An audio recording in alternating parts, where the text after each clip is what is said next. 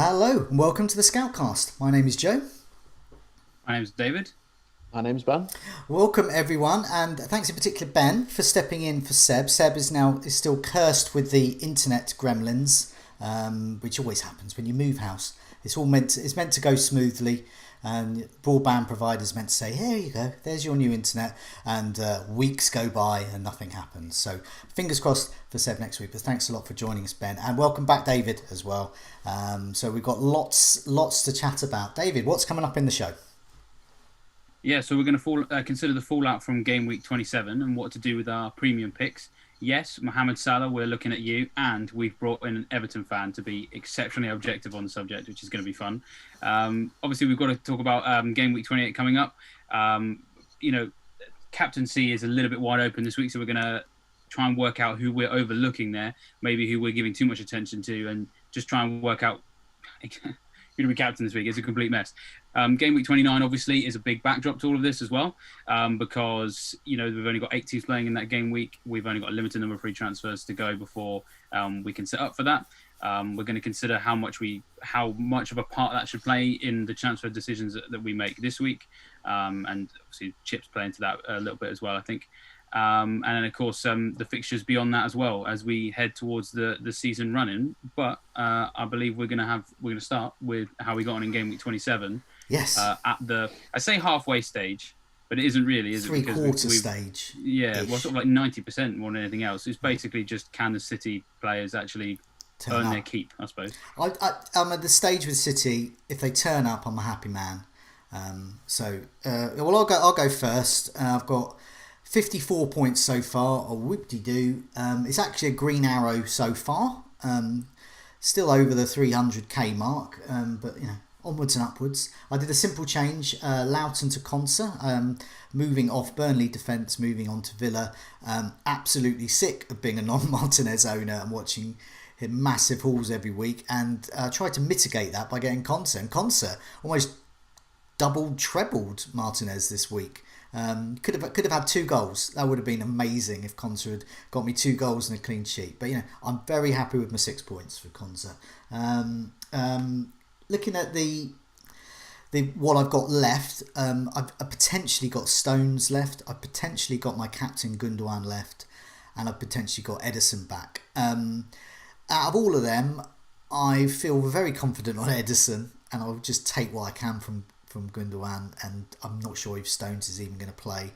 My hope this week is that Ederson is finally on penalties for Man City, and if that happens, he takes it and scores it, then I have considered myself to have won FPL. Of course, Ben has indeed won FPL, the real FPL, not the Ederson scoring a penalty FPL that's in my head. So put you up next, Ben. Now you've got Martinez in goal, Cancelo, Pereira, Luka Dean, Rafinha, Gundogan, Fernandes, De Bruyne as your captain, Mason Mount, Calvert-Lewin and Kane, with Alonso on your bench, and you've got 50 points. So you're doing okay. Probably green arrow-ish. Red arrow at the moment. Oh. It sort of feels like I didn't do too bad with, although they're quite highly owned, but Martinez, Fernandes, and more importantly, Kane as that kind of trio. I thought that might be enough for at least a small green arrow. But I think I switched late on Dean to start over Alonso, just because I was worried Alonso wouldn't start. But it's a bit silly, really, because if Alonso doesn't start, he probably doesn't play. Yeah. And so he was more chance of getting points. If anything, I'm just happy he didn't get that assist, really, because it could have been I saw quite a few with a lot harder to take. I saw quite a few with Rudiger playing, or rather, he didn't play, so it was a rare benching for him. And then a few people got Luke Shaw who they benched off. So that could be the play there for Chelsea defenders. Is just play them and hope for the best. And if they don't, have a good first sub. I think my game week all now comes down to De Bruyne. I'm hoping he's still on penalties as opposed to Ederson comes up the pitch if they do get one. But yeah, he's a bit of a differential there, and as captain, he could easily score me big, shoot me up a bit. But at the same time, he could easily be benched because he's started the last 3. So it wouldn't be surprising if he's on the bench against Southampton. Yes, indeed. So we've got fingers crossed really with City players, will they turn up? Will they get us more points?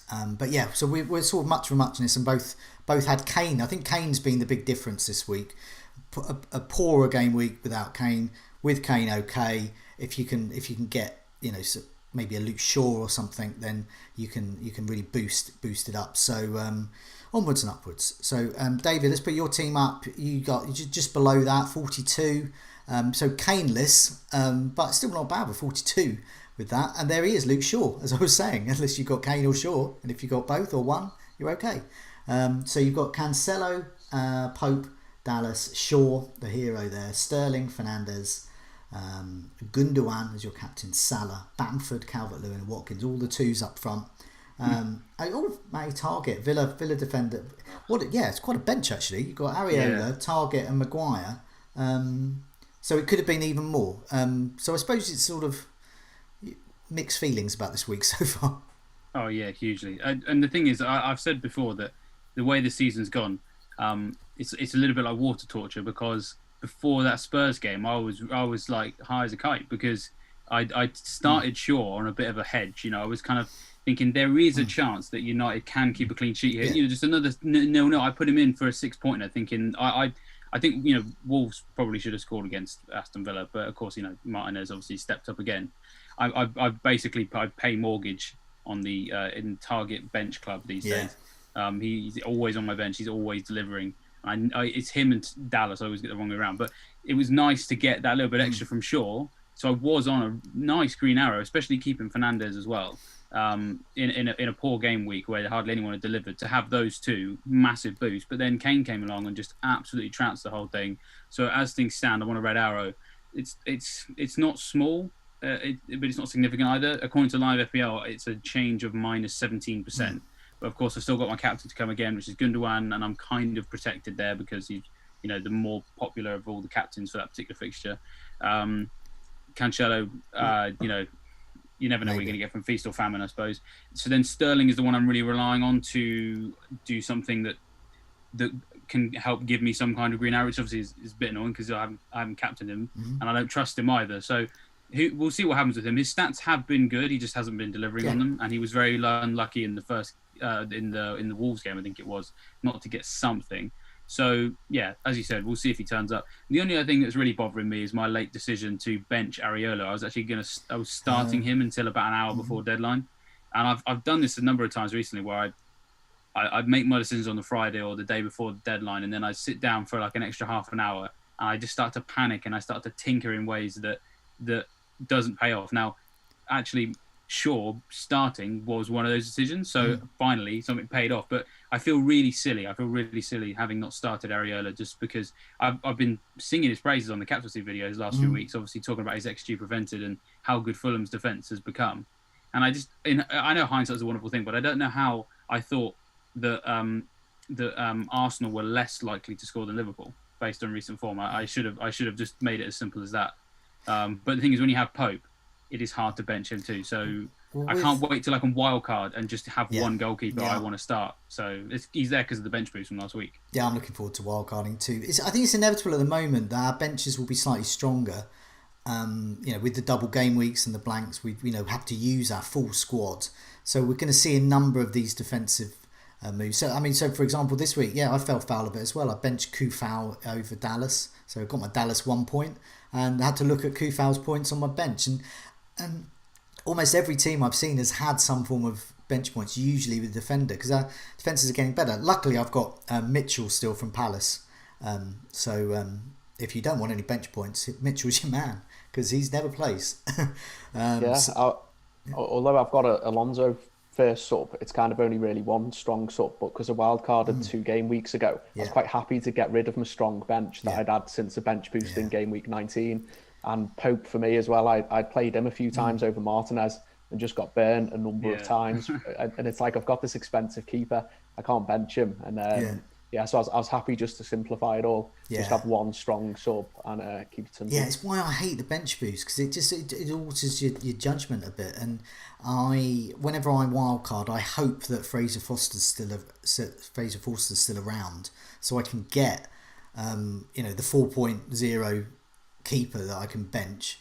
and playing a bench boost. But yeah, I don't like any of these chips at the moment. Hopefully, it's just good that the way it's worked out for a lot of people is they can bench boost then wildcard. Yeah, because we're all moaning about these benches, and we would have had these problems after our wildcard if the big massive double game week was after the obvious turn in fixtures. So at least we can take solace in that, I think. Well, I can't because I've still got my bench boost to play. Oh, well, some of us do.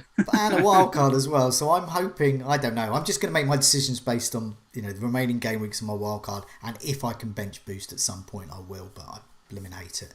Right, let's move on to our topics. So first one's mainly about this guy. So what I've got, it's got some stats. It's Mo Salah, for those listening on the podcast. That's who this guy is. He's looking really sad, and that's what his owners look like at the moment. And in fact, the most transferred out player this week, and the stats I've got up on the screen are the team attack last 6 matches, because it's partly Salah, but it's also Liverpool. They're just not, they're not the team they once were. And we can see in terms of expected goals, they're still up there in terms of 1, 2, 3, 4, 5, 6. They're still the 7th best, so they're still in the top half. But these are the former champions. Meanwhile, they've scored just 4 goals, so they're drastically underperforming. The expected goals over the last 6 matches is 8, and they've just scored those 4. So they're in Brighton territory, as in the XG champions.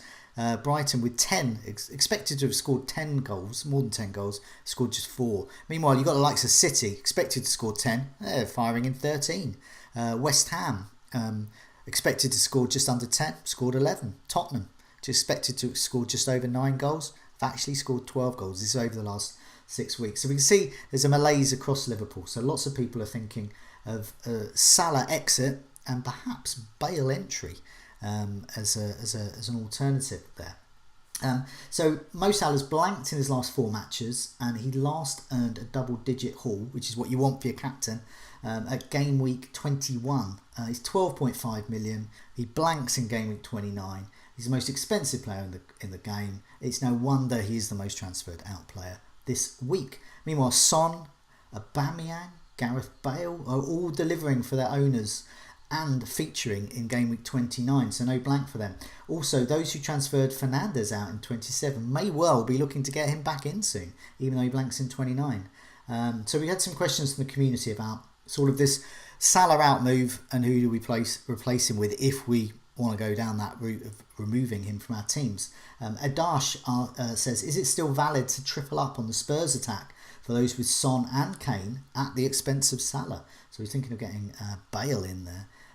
Jules wonders whether to get in Bale or Son. And Jason Sister says, is it time to sell Salah due to Liverpool's drop in forms? So, Ben, possibly your favourite subject, discussing how rubbish Liverpool are. What do you think of Liverpool? Because you famously won FPL with not having any Liverpool players. So are you happy to have no Liverpool at the moment? Yeah, delighted to. I'm still getting my last 2 arrows have been red though, unfortunately. Whereas it feels like this should be my peak moment these last 10 game weeks as Liverpool are sort of falling away a bit, but somehow it's not worked out like that. But I think Salah's a bit of a tricky one for people with him, because people have sold him in the past and regretted it badly, because he is always 1 game week away from 15 points sort of thing. And it is kind of, once you've got it, it's easier not to have him and just think, I don't need to buy him then. Whereas once you've got him, you are worried about the haul that might be around the corner. So I think with Salah, it's a little, it depends what you're going to do with the money, because if De Bruyne or Sterling were firing, it would be an easy switch. People are obviously thinking it a bit with Bale at the moment, that's a possibility, albeit his minutes might still be a bit managed.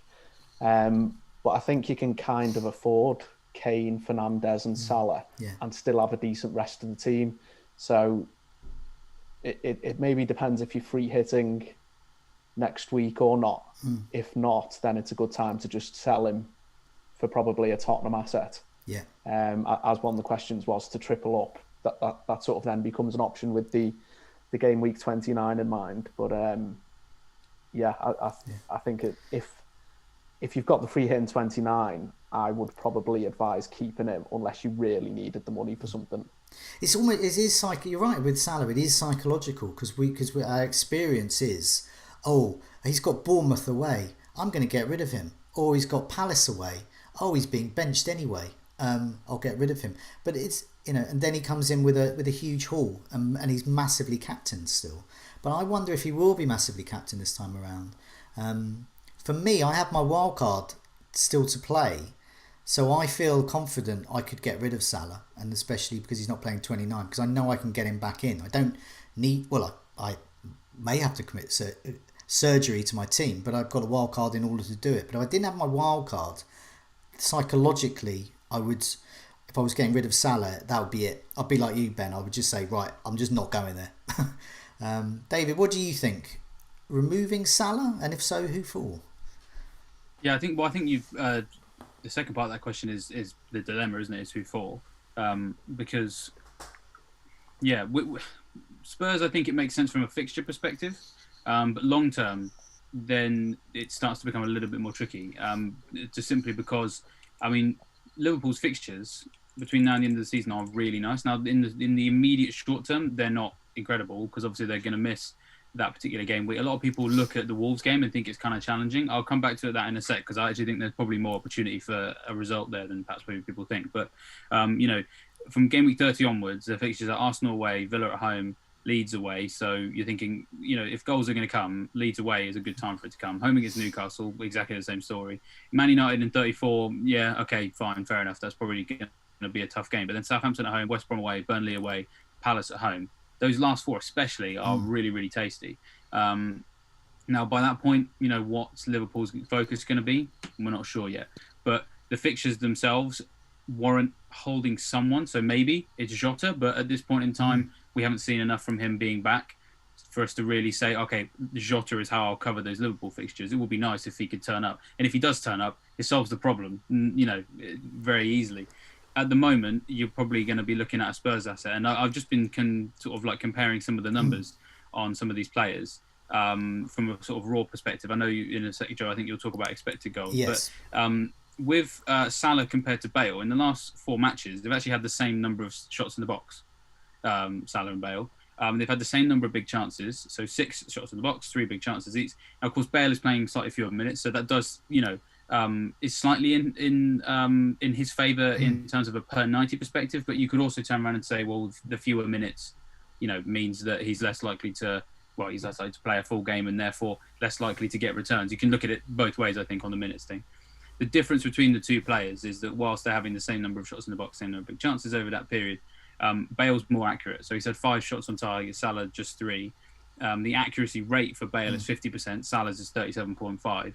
And then the big one, which I think is sometimes it's a secondary metric that is a really good way of assessing shots on target. Because we talked about Werner a little bit this morning on the captaincy video about goal conversion compared to shot on target. Salah's obviously is 0% and Bale's is 40%. So right now, they're both persistently shooting in the right places with the right chances, but you can clearly see that Bale's got the goal scoring edge there. Yeah.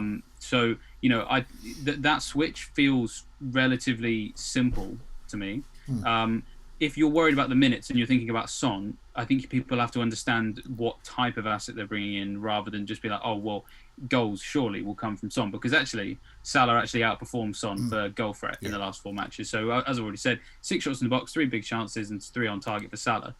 Son's had 3 shots in the box, 1 big chance, 2 shots on target. He really is not a goal threat right now, especially not in comparison to Salah.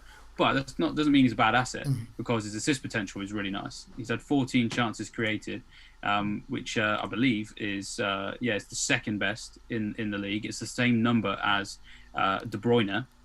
Whenever anyone's the same level as De Bruyne, it shows that they must know what they're doing. But the key really with Son is the quality of the chances he created, because in that same period he's created 6 big chances. That's the best in the league. De Bruyne has created just 2 big chances. So Son is a good asset, but you're at the moment looking to him really as an assist man, which is no bad thing. It's just worth understanding, I suppose, what you're buying before you buy it. Yeah, I mean, there's difference of opinion around Salah, even in the live chat as we're talking. So Joel Bird in the chat is saying that he's sold Salah already for Jota. Meanwhile, Vish is saying, I'm going to keep Salah versus Wolves. If he fails to return, I'm going to get Bale in at 29. So preaching a bit of patience there. but he's quite happy to move him on, especially 29 is quite easy because Salah's not playing then. J77 Lag is saying Salah hasn't had a penalty for a few weeks. He's due one, and that is always the fear with Salah. So one of the things I was looking at is alternatives to Salah, and I noticed that over their last four matches, there are 33 players who've had more shots on target than Salah. So there's 33 more accurate sharp shooters than Salah. And there are 21 players that have a higher expected goal involvement than Salah. And that includes Son because of his creativity. So over the last four matches, I've got a pick of these are the best midfielders. So Salah's not on this list because, as I was saying, he's so far down. It would be possible for people to read. The writing would be too small. So I've just put the top ones here. These are over the last four matches, best midfielders who have been expected to have been involved in at least 2 goals, and of course many of them have indeed scored at least twice. So top of that list is Aubameyang. His expected goal involvement's been 3. Shots on target 4, and he's created a couple of chances. Rafinha, just under 3. And he's created 15 chances, so he's the assist guy. Then there's Bale, and David's already mentioned Bale's stats there. So Bale is the 3rd best midfielder to get in.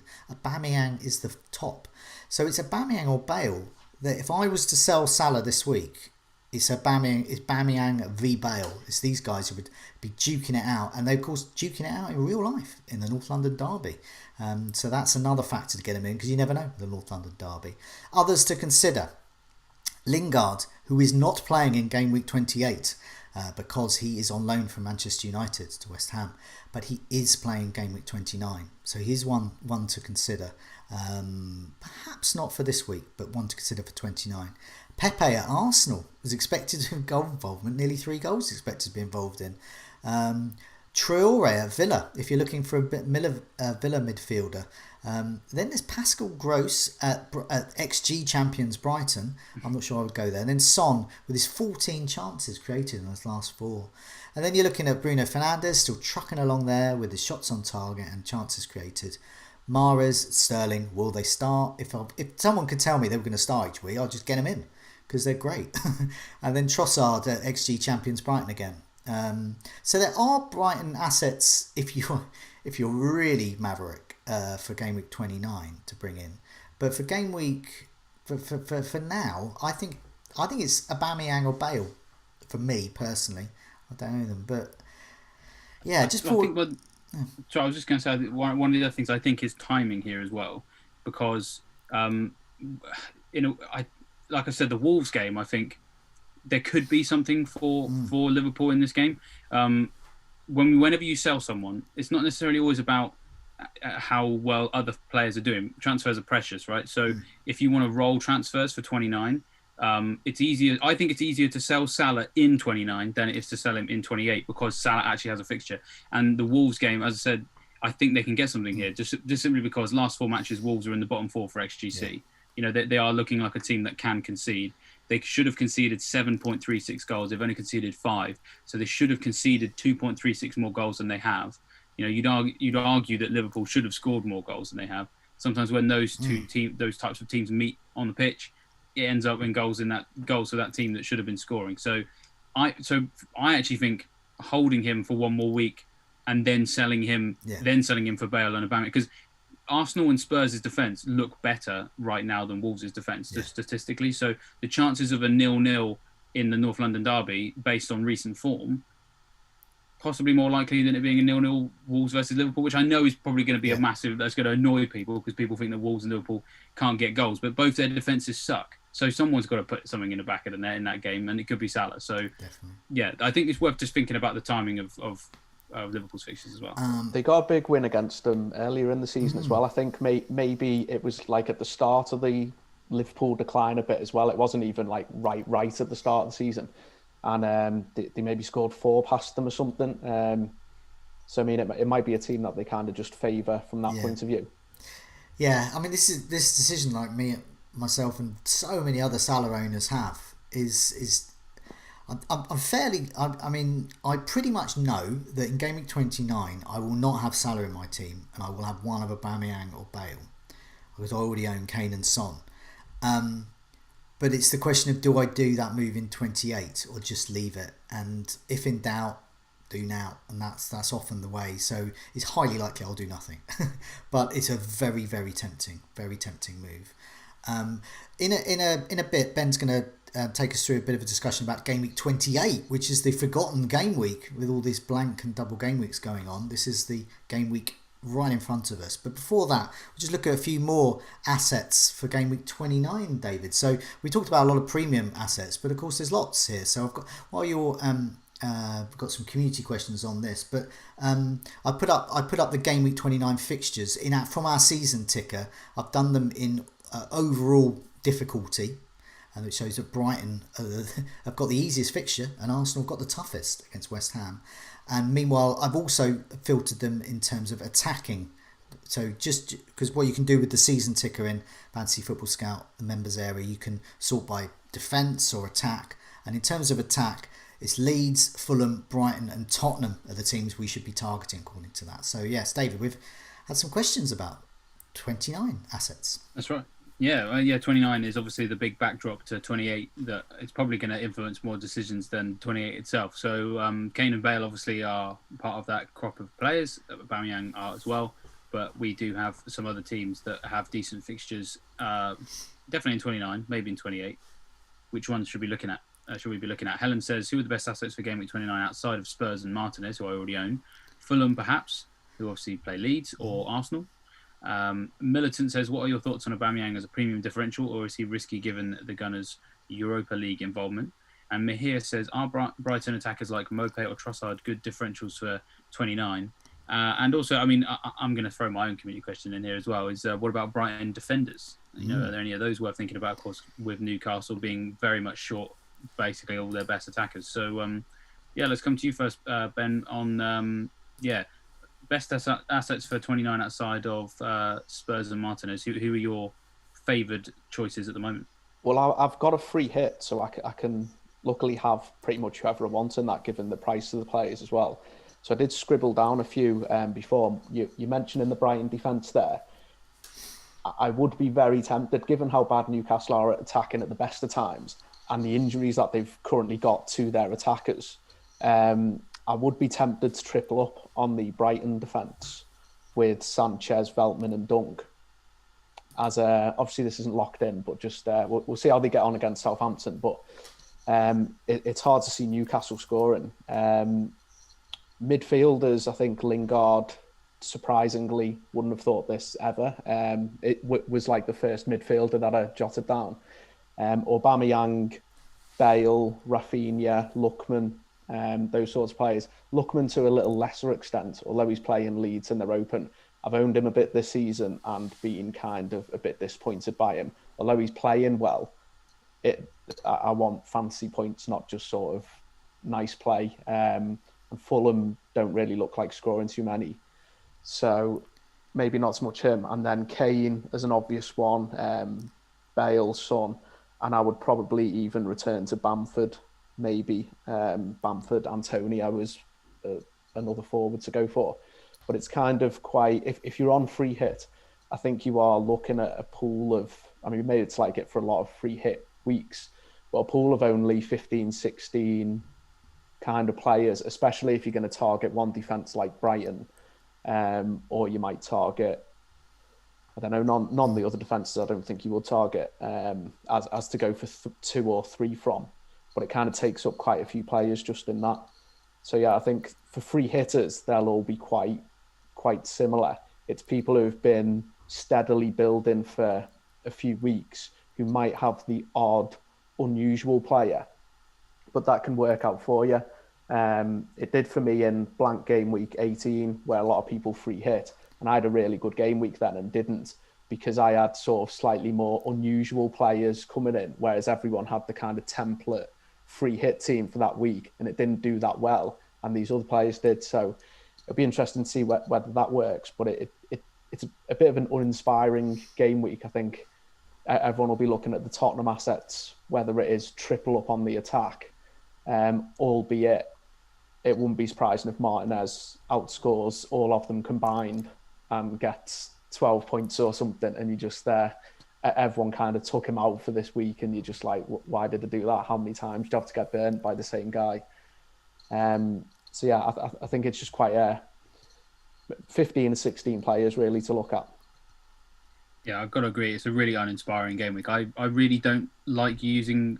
Funny enough, I don't really like using my free hit in this game week for kind of some of the reasons that you mentioned there. Just personally, because when I use my free hit, I don't want to be picking from a limited pool of players, because in a way, you end up in a scenario where if everyone does the same thing, then maybe it gets you nowhere. Now, actually, I reckon this year the free hit in this game week will probably do better than usual, because actually most people have already, I don't want to say wasted it, but game week 18 wasn't exactly a fun game week for many people who played the free hit, so it's already been spent. So it probably will have an impact in this particular game week, but I'm looking at one of the ones beyond it, just to go for that large pool of players. But bringing that back to transfer decisions, it to me, I don't really want to be making 20. I don't really want to sit here for 28 and start signing Brighton attackers and Brighton defenders and Fulham players for some of the reasons you mentioned there. The one that I do actually have an eye on, to be honest, who I might, is Joel Veltman, just because he looks like he could possibly offer something at both ends of the pitch. I mean, we all know that Brighton's XGC is quite good, second best in the last 4. Whether or not that leads to a clean sheet anytime soon, we'll see. But as you say, Newcastle surely then. But with Veltman, his stats for that period are really good. He's created 4 chances. 2 of them have been big chances. He's had 7 shots in the box. 2 of those have been big chances of his own. He's had 4 shots on target, which basically all amounts to the fact that in the last 4 matches, of all defenders who are fit, because Justin is top, but that's for his last 4 matches, Veltman is top for expected goal involvement among all defenders. So at 4.3, he kind of feels like a no-brainer for 29, but whether or not I bring him in for 28 when they're playing Southampton and I don't trust them, that's another story. I think the free hitters are going to feel a lot more excited about those 29 teams than the rest of us, right? What do you think, Joe? Yeah, well, I mean, my sensible play is to save the transfer 28, go into 29, take a hit, and I can take 3 transfers then. The players I've got my eye on are a better defender than Mitchell from Palace, move Salah for either Aubameyang or Bale, and move Calvert-Lewin to Antonio or Major at Fulham. I hope I've pronounced that correctly. I don't think I've pronounced him at all yet on the Scoutcast, so first time to get it wrong. So what I've done is I've got for my Game Week 29 assets table. So what I've got here is I've got a list of players that I had a look in the members area. Last 4 matches, most big chances. This is why Callum Wilson's there. Last 4 matches they have played. So he, just in case he returns from injury, to consider. Only players with a game week fixture in 29 I've included. So as I said, these are some that may return from injury, and these are the most big chances. And I also have to look at their expected goal involvement. And Kane is absolutely top. Kane is the must. Kane is the guy to captain. He is the one to have. Wilson at Newcastle, if he is returned, that's gonna be interesting. Aubameyang is 3rd, so Aubameyang by default is possibly the 2nd one. So he's the one I'm perhaps going to target over Bale. Lingard there, 3 big chances. And Ben mentioned about Bamford. Yes, 3 big chances there. Expected goal involvement, 1.5 goals. How is a half goal? But it's just under 2 goals. Let's put it that way. He should have been involved in. Then there's Bale, Pepe, Traore we mentioned, Cooper at Leeds, big chances. He's had 3. Antonio is still there. He expected goal involvement of 3. He's had 3 big chances. So he's sort of what he should be doing with the stats. We've got Balbuena there. As I said, these are sort of if their last 4 matches and if they're available.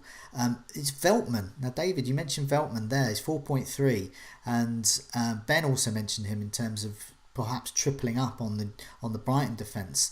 Yes. Lamptey's out for the season as well. Yeah, Lamptey's out for the season. Veltman, I think it was Zofar from FPL was asking me about Brighton defenders because he couldn't afford Dunk at that time. And I was saying Veltman, yes, but be wary of Lamptey coming back.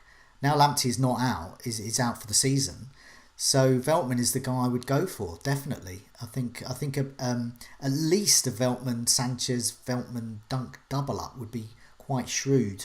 So it may be Veltman that I bring in. I don't, money wise, I could do more, but I think he's actually quite a strong asset for a clean sheet and possibly attacking returns. And then there's the Fulham striker, Major. 5.5. So if I don't go for Antonio, I mean, I can't see any reason why not to go for Antonio. But as an alternative, or if you've already got Antonio and you're looking to get another striker and you can only afford 5.5 million or so, Fulham are great. So, I mean, looking at that fixture difficulty, again, according to our season ticker, it's the Leeds-Fulham game that's going to be goal-tastic. So, your Bamfords, Dallas, Rafinha, Major, I mean, these attacking assets for that game could be quite shrewd. Meanwhile, for the Brighton Newcastle game, start thinking a bit more defensively. Dubravka even could be quite a good asset. So, and just my final little table I've got is my trusty old goals imminent table. So this is everyone, so 28, 29, whenever they're gonna. These it doesn't include, it includes those who haven't got a blank as well. And this shows that once again, Sterling, De Bruyne are due, Bamford is due, Watkins is due. So if you've got Watkins, don't get him out. I mean, Watkins, is not having the big chances, I was going to say, but he's having the goal attempts. So he's got to turn those goal attempts into very good goal attempts. Meanwhile, Trossard at Brighton that's the cheeky Maverick differential pick there. But Pepe at Arsenal, another differential.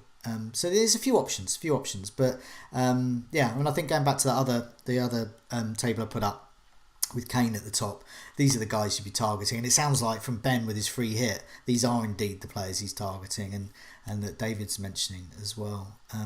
But we're perhaps forgetting game week 28. So yeah, Ben. Now your team's great for game week 28. Mine and David's is less good, and so we probably perhaps need to get some better players in for game week 28. But also, game week 29. So we had some community questions, but I think I've just put one in here because it's just summed up all of them. But Ben, if you take us through the discussion about game week 28.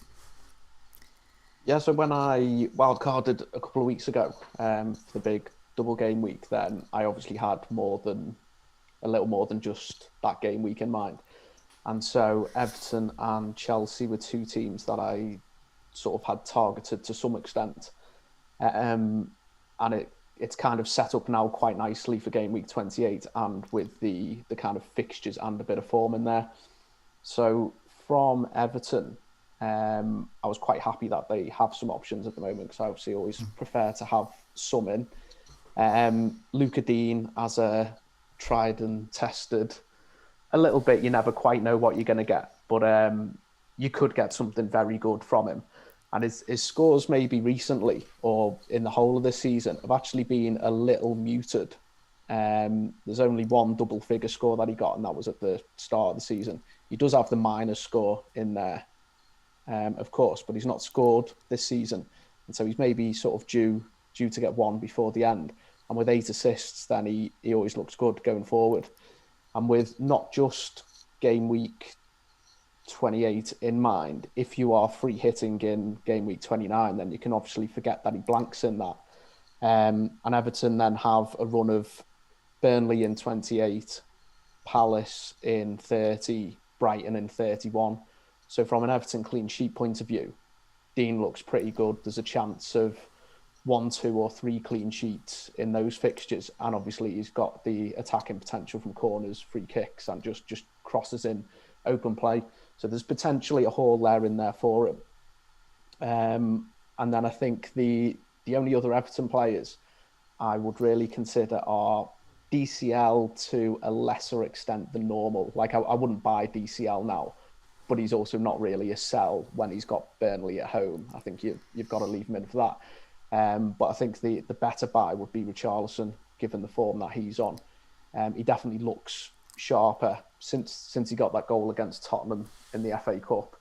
He looks sharper, and he's far more clinical than what he has been. It's not been a huge volume of chances that he's particularly getting every game, but for so much of the season, I'll put this while you're talking about Everton. I've put some stats up. These are last 4 matches, by the way, and they show exactly what you're saying.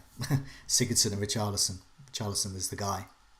Yeah, he's for most of the season he's had really tame shots, just kind of like almost passes to the keeper. Whereas the last few games he just seems to have just basically be more clinical. So you would hope against Burnley we'll be able to create more chances than what we have done against, say, Chelsea, where we were completely owned for the whole 90 minutes, really. And I'm not sure what the latest is with James coming back, which would obviously boost his chances and DCL's chances of, just getting chances, basically, because he's our main creative force there. Sigurdsson has some levels of creativity, but it's mainly from set pieces rather than particularly too many passes, the types that James can put through. And I think the other side of things from the Chelsea aspect, where they're obviously looking very strong at the moment, sort of gradually, I think, got stronger under Tuchel, and looking a bit more lesser work in progress and more the real deal kind of thing, where you would kind of fancy them to wrap up 4th quite easily now and potentially even end up overtaking Leicester. I think they're on a really good charge. It's hard to avoid that their defence is brilliant at the moment. I'd gone for Alonso on the wild card. He'd had a few starts. So I thought he was the favoured one, whereas on the right it seemed James or Hudson-Odoi. There was a bit of both of them. It looked like Alonso had nailed down the left, and then he missed both the games in the double game week for me, so that was a little bit annoying.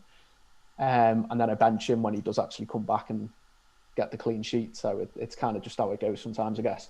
But I think looking at it now, he is a little too risky, unless you've got a strong first sub defender.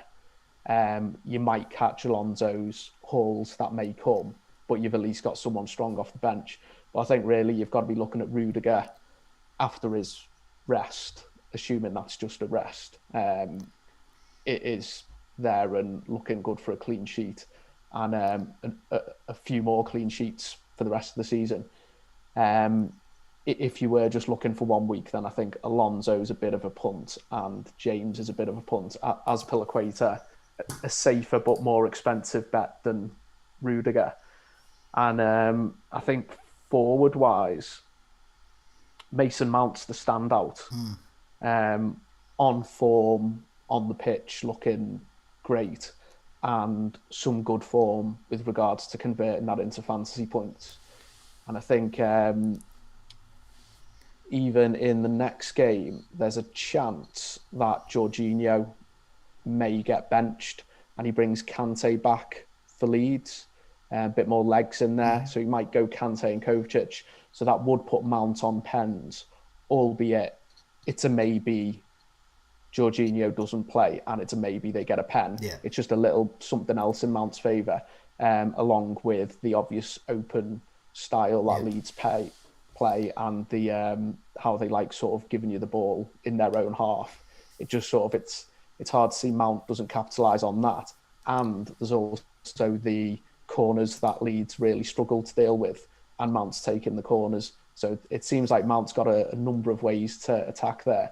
And so him compared to the other Chelsea attackers, I think Werner just is kind of not this season sort of thing. It feels too punty for the price to get Werner in, albeit Leeds are probably a good team for him to play.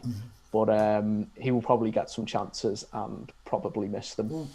The way his season's going. I've got some stats from what you just said as well about the Chelsea as well. So Vishnav asks who are the best Chelsea assets to consider. Werner, Mount, Rudiger look particularly good. Vishnav saying so. Here's the Chelsea stats, and they show exactly what you're saying about why Mount is such a good option this week. And I do urge people to have a look at the captaincy video that myself and David did earlier today, in which I was saying that arguably Mount could be the best captaincy shout this week, especially if he's on penalties, because it's certainly the most favourable fixture. I mean, looking at the fixtures, Leeds That's great. That's just a great for attacking assets. So what they show, this is for the last four matches for Chelsea. The Werner is still, confounding his expected goal involvement. He's expected to have been involved in just under 3 goals. So he's actually only scored 1 goal. Created 5 chances, had 10 shots in the box. So he's accurate. And 6 on target. So he's close range and accurate. But it's Mount that intrigues me because while it's quite, it's not interesting in terms of how it's as from 30 yards every 10 minutes like Coutinho or something like that. But he's got lots of variety of ways to get to points, hasn't he? Got 13 chances created. That's the most out of any Chelsea asset. Expected to be involved in 2 goals. So 6 shots inside the box, half of them on target, and then 20 corners. And then you look at Leeds. So I've got another table here which I've just called set play idiots, which is a bit unkind. But this is the last 4 matches, and I've filtered it by attempts from set plays conceded. The joint second worst, along with Crystal Palace, and only Wolves are worse, is Leeds. They've attempted the attempts from set plays. They've conceded 19, and then you go back to the Chelsea stats again. And you got Mount is just taking all of those set pieces. He's got the corners. Could be on penalties if Jorginho's not on the pitch. So yeah, but we'll come to captaincy and transfer plans later.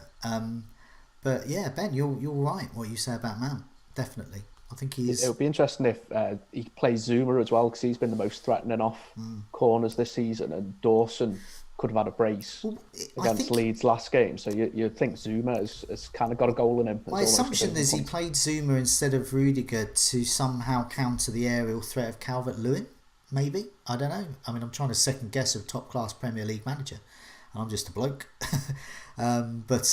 So maybe. David, what do you reckon? Game week 28, I mean, Ben's been focusing on Everton and Chelsea. I mean, is he right to? I mean, they're not playing in 29, so are we unfairly ignoring them? I mean, it kind of depends on the chip strategy, I suppose. Like Ben, if we're hitting in 29, obviously can really has the license to look at these guys, and that's great. That's really helpful because I agree. I think they're going to have a good game week, and I feel that my strategy. You mentioned before, Joe, about sometimes there's a couple of game weeks where you have to take your medicine. Yeah. And I think this game week is going to be that for me because I'm building towards 29. So I'm going to have to buy players that I think can do well in 29 as well as 28. And unfortunately, that just doesn't include Chelsea and Everton. Chelsea are on my wildcard radar, though. So it's going to be very, very soon that I'm going to be investing in Chelsea assets from 30 onwards because, their fixtures are nice as well. Moving forward into the rest of the season, because game week 30 they host West Brom, then they're away at Palace, then they host Brighton, away at West Ham, home to Fulham, away at Man City, home to Arsenal, home to Leicester, away to Villa. So they're definitely in that home run. They're definitely more used having them in the first half of that. But there's 4 or 5 fixtures in the first part of that block look really, really nice. So if you're getting on them now, when interest in them is probably not as high as you said, it's not as high as it should be. You're going to get them at probably a amount, especially, you're probably going to get at a discount price compared to what you'll probably have to pay for him for game week 30. I might be having to pay 7.2, 7.3 million by that point. So yeah, I mean, if you can afford to do it based on what your chip strategy is, then absolutely now's the time to do it. Because sometimes if someone's got a good set of fixtures coming up, but actually arguably the best one is the first one, sometimes you can really miss the boat by the 17-point haul that Mount's been promising could come in the Leeds game, and then it's just 5s, 6s, 7s, and 4s in a couple of the others. Then really you haven't invested in the fixtures as best you can. So there's a massive opportunity here, and I probably will regret not going in for it. The taste of my medicine will probably have significantly less sugar in it, as Mary Poppins would like. Yes, indeed. Yeah, game week 26 was my one because I didn't have any chips, so that was when I took my medicine. I'm going to take a tiny bit of medicine this week. So yeah, Ben, are there any other players in 28? Because you're free hitting 29, so you can do what you like, I guess. So anything else apart from Chelsea and Everton? Looking at the fixtures, in terms of just from those two, Not particularly any that would interest me. I mean, it does largely, I mean, almost completely depend on whether you've got the free hit or not in game week 29, whether you're looking at Chelsea or Everton or not. If I didn't have my free hit, I would be looking to see how many players have actually got able to play in 29 and either be saving a transfer so that I'm taking a kind of maybe -4 to fill out some starters, or just bringing in another Spurs player or something, or someone who definitely plays them. So it is a bit of a luxury to just be from when I wildcarded to completely ignore game week 29 has been a bit of a luxury for the last few weeks to just forget about it. Yeah, definitely. I mean, I was, despite the damp squib of the previous popular free hit time, which was game week 18 or so, my team was so bad and so badly set up for that game week that I got about 25 points more than my other team. So for me, I've done okay from that free hit. But that was from my own. I've done okay from my point of view. I didn't get 100 points that week, so in relative terms, it was poor. But for me, it was a worthwhile chip to play, and I do like that chip. I don't like triple captain. I don't like bench boost, but I do like free hit. And as you described there, Ben, it's just this is absolutely great for you because you can set up for 28 as you like. You've got 29. You can just take your pick, and you can take a real risk with multiple Brighton defenders, and then back into 30, and off you go again. I was quite lucky with the first one in a way because my plan leading up to that 18 was to free hit, and it was only when either one or two fixtures got rescheduled and put into 18. I'm not sure if it was Man City and Man U both got the fixtures put in, and then that boosted me up to like 9 players playing or something. And so it was only a little bit of a couple of transfers, and I had 11. So otherwise, I would have been quite low and forced to play the free hit. So I was quite lucky in the end about that change. To then I can save it for this time, which works out perfect for me. I think it was a reverse for me. Made my week even worse. So yeah, a free hit there. Let's move on to have a look at the next 4 fixtures. So let's get this picture up here. There we go. So we're looking at the season ticker. So this is 28, 29, 30, 31. So we can see the blanks there in 29. And this shows that Newcastle at the top. So I speculated last week, I think, Dubravka, and I've mentioned him again this week, and I don't think he's a bad shout at all. And the end really is nigh when Newcastle top of the season ticker. Well, the end is nigh, yeah. So there's better options. But yeah, anyway, they've got Villa, Brighton, Tottenham and Burnley. It's only one really tricky fixture there. Villa still trucking along. Their fixtures turn in 31. Be warned. This is why I'm starting to think of wildcarding in 31 because there's a really big fixture turn for the likes of Villa, Leeds as well. So Leeds, good fixtures. Okay, they got Chelsea next, but then they got Fulham, Sheffield United. Then it turns 31. They got City, Tottenham as well. Tottenham have got a mixed bag from 31 onwards, but once again, it could be a time to offload some of them because they play Manchester United.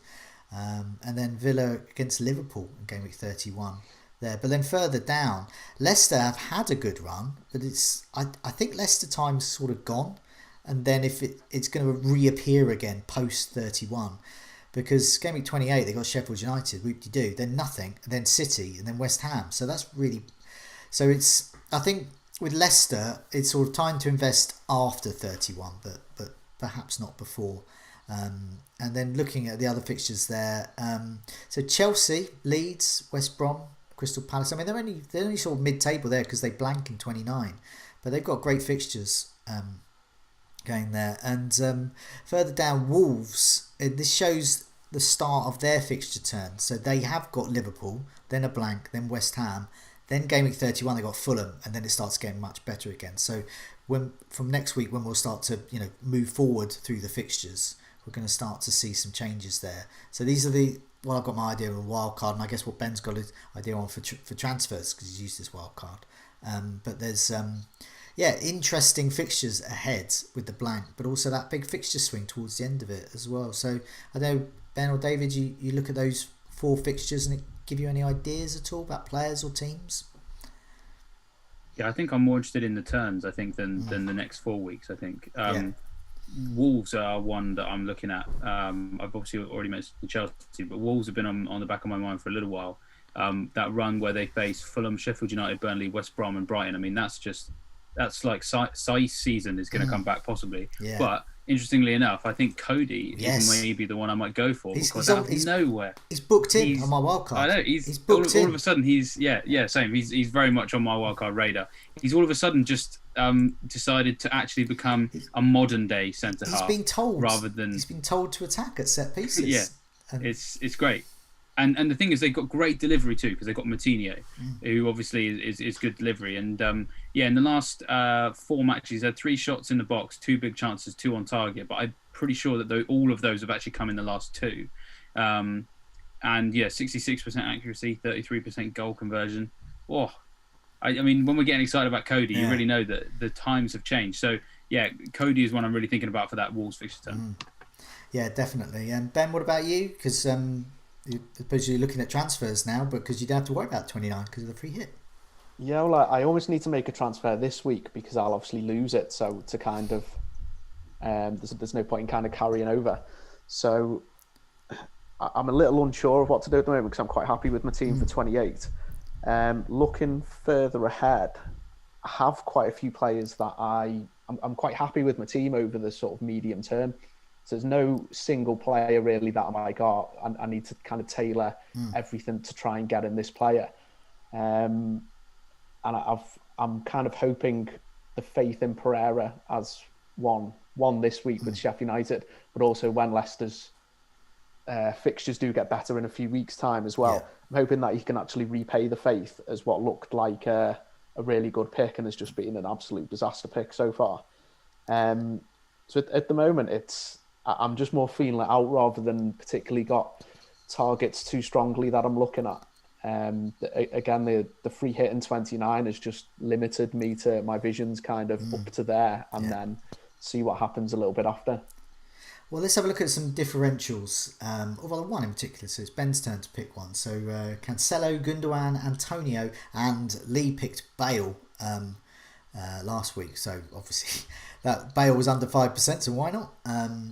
They've been a recent differential pick successes. So Ben, who is the best low-owned 5% or under gem for the next 4 matches? Well, it felt a little bit difficult to go for one because given that it is the next 4 matches, I feel I have to pick someone who does play in 29, which limits the field quite a lot. And then I was looking through at lowly owned players and decided that I'd go for a bit of an old favourite in Matt Doherty, who's played the last 2, albeit partly because Aurier might have been injured. But Tottenham have also won those games. He got an assist last game. And maybe, just maybe, as like with Bale, he's someone who finally has got on board with Mourinho, whatever he wants out of him. There's a couple of good chances for clean sheets in the Villa and surely a banker Newcastle. And then even in any of the games, if he can get his kind of best Wolves form back, he's always good for an attack in return against sort of anyone. And even the Man U game, I mean, they in the big games haven't been scoring particularly anyway, so it can be a bit of you can look at that either way.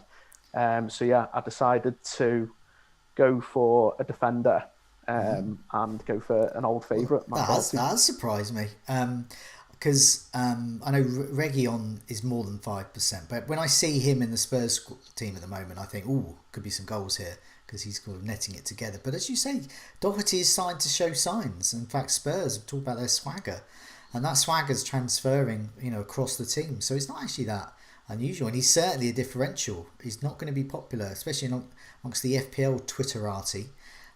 They'll turn their nose up at Doherty, and then they'll be taking their medicine when they see the Docks haul there. So yeah, I think he's a good call. David, what do you reckon? Yeah, no, great shout. I'm a big fan of the Wolves team from that season. I've still got him in his shirt hanging up. So a nostalgia pick, but one that makes sense too. Indeed. Let's have a look at our transfer and captaincy plan. So I'll go first because I don't know. I'm probably going to do nothing again. I said it last week and I ended up doing a really boring move of getting Concert in. So I've currently got Ederson, Dallas, Concert, Stones, Rafina, Fernandes, tentatively my bus captain. Salah, Gundogan and Son. Then Kane, who could be my captain. So it's between Fernandes and Kane currently to be my captain. And Calvert-Lewin. Of them, I'm not confident about any of my Leeds players. And I am not confident about Calvert-Lewin. I'm actually benching Bamford and benching Kufau. It's the old Dallas Kufau thing. I just fancy Manchester United to get something there, and Dallas can always get a goal, so I'm hedging my bets a bit there. But Chelsea's defence is so good, I'm just not happy about that. What I really want to do, and I can't do it because I've only got 0.1 in the bank, is upgrade Mitchell to someone like Veltman or just a cheap defender. I'll take a Newcastle defender, any will do, and just use that to replace Dallas. So I'm happy with Konsa. I'm happy with Stones if he plays. Ederson, obviously. Fernandes, Gundogan, Son. I've skipped over Salah. Probably the smart play for me to do, which is a bit ballsy, is to take Salah out, replace him with Bale, and that gives me enough money to upgrade Mitchell to either Craig Dawson, who could get a goal against Manchester United, who I'll probably want perhaps long term, or Cresswell. Once again, attacking threat for West Ham. So I would spend points that I would be spending in Game Week 29 anyway, but doing it to get better players. The risk there is going without Salah, but I don't know what either of you two think, but that's. I don't feel confident. It's not that I'm taking my medicine this week. It's just not a week I feel that confident with. But yeah, don't know what I'm going to do there. Perhaps, that'll be like late Friday. No, not Friday, because it's Friday deadline this week, isn't it? So Friday lunchtime, I'll probably make a decision. Let's have a look at your team, Ben, because it's much better. It's really good.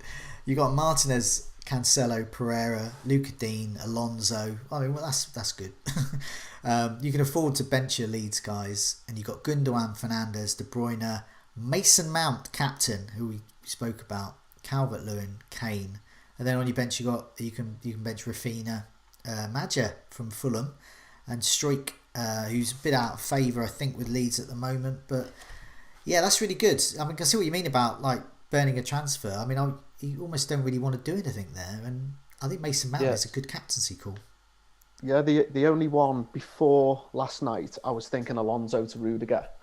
But now, I just think the space that Leeds could potentially give Alonso, if he does start, I think he's a great pick. Yeah. But I am just going to be kind of sweating on it until the team news. So at the moment, I'm kind of reluctant to do anything. It's a bit the same with Cancelo. Although my defence looks quite strong on paper, Cancelo and Alonso could both not play. And then Struijk probably isn't going to play. And so I end up with only two defenders playing. It's sort of, it's close to disaster, but it's also close to a few holes in the defence. So I'm kind of waiting on team news. Otherwise, I would quite like to just keep that. I've also not got, I've only got 0.1 in the bank. So it's not like I can even really do anything with the bench players in anticipation of game week 30. I'm a little bit stuck. I don't think you can do Calvert-Lewin to Richarlison. I think you're 0.1 No, out. I think he's a few. 0.2 or 0.3 more, and I got Calvert-Lewin at 7.6 or something. I don't think he's got. Yeah, I mean, very much. I think if anything, he went down. I don't know. I mean, as David, when you look at Ben's squad team there, that's a case where it might actually be better just to do nothing, like to just burn that transfer, just let it fade away. Well, I hate doing that, to be perfectly honest. And I remember a time when, what was it? I ended up coining some weird trend where people assumed I was a massive fan of transferring my goalkeepers around. But sometimes this is when I transfer. This is when I sort my goalies out. It was it was like game week 10, like 2 years ago, where I had no idea what to do. So I basically just changed my substitute goalkeeper to Fabianski, knowing that in maybe 3 weeks' time I was going to need him. And I basically just used the transfer to look at something that would be maybe more beneficial further down the line, so it wasn't burned. McGill obviously is a cheap one. I don't know. It's hard to really turn him into something exciting. James So I could go Stevenson. Forster. Yeah, I was going to say true. James Stevenson in the live chat has just said that McGill to Forster. That I think that's it. That would be the play. Because really, people usually say changing your substitute goalkeeper is a luxury transfer. Well, you're in a luxurious position when you have a second free transfer that you don't know what to do with it. So that's probably where I'd spend it. Yeah. I think if there's no team news that suggests, like, I mean, it's almost if Guardiola comes out and says Cancelo's great, then that's the move, is to get Cancelo out. Kiss of death. Or if Tuchel gives any indication that Chilwell's going to come back in, I don't know if he's particularly going to give that away. But yeah, maybe that's just a sensible one. Just get Forster in, and at worst, I don't ever play him, but he might just come in for that one game, depending on how his fixtures go with Martinez. And if he gets a clean sheet, then it's good use of 0.1. Yes, indeed. Yeah, we have luxury position. So yeah, good luck with that move. Do what you like, really. And yeah, McGill to Forster. It sounds boring, but probably is a sensible way, because if you haven't got a wild card, Southampton have got great fixtures. So you know, and if he has nailed that spot, then you've got, you know, an ideal, a highly sought after goalkeeper, 4.0 starting goalkeeper. Perfect. David, let's move on. Go up by the weekend. Yes, if it didn't go up. David, moving on to your side. So different players, but similar position to me, as in you're not wholly confident about this week. I don't like it. Yeah, you've got Areola, who's obviously got City, nice and easy fixture. Cancelo, Target, woohoo, finally, Target's in the squad. Shaw, Sterling, Fernandes, Gundogan, Salah, Bamford, Calvert-Lewin, Watkins. And Watkins, your captain, with Maguire, Dallas. That's how desperate it is. And Pope. Yeah, so you're going to make any changes, and you're going to keep that captaincy on Watkins? Oh, I don't think so. No. The reason that it's on him is because I'm probably going to be captain whoever I bring in. As you say, it's nice to finally have Target in the team. I'm sure he will get sent off now. That's how it goes. The main changes are going to have to be either in midfield or up front. It's really hard for me to get to Kane this week, but I can probably get to him the week after. So I'm very much looking at Bale, because I have to get a Spurs player, a Spurs attacker. I think there's every chance that Bale can match his points, and if I bring in Bale, then I'll captain him. The reason the bus captain's on Watkins is just, I mean, surely, like, come on, at some point he's going to finally haul, and Newcastle feels like a decent time. I just didn't want to captain Fernandes, because I don't really want to captain Fernandes. You know, the whole point of the bus team is if anything happens. Who makes way for Bale? Yeah, so then the transfers then. The thing is, we've been talking about Salah out, right? And I feel in a rather luxurious position myself, because I actually have two sacrificial lambs here. I've got Salah and Sterling. Yeah. And got to be honest, they're kind of in the same boat. They both got decent enough stats, decent enough fixtures in Game Week 28, but they haven't really earned my trust at all. So in a way, what I do is probably dependent on what happens with City Wednesday night. Various number of different scenarios that can happen. So if Sterling does play, then I feel a little bit more confident selling him for 28, because then it feels more likely that he might be benched. Then if Sterling doesn't play, then it makes me think, well, maybe he will play against Fulham. But at the same time, Fulham's defence has got so good recently that I can see Fulham frustrating Man City in this game. It's why I'm starting Areola over Pope right now, because Pope seems to have dropped off a cliff.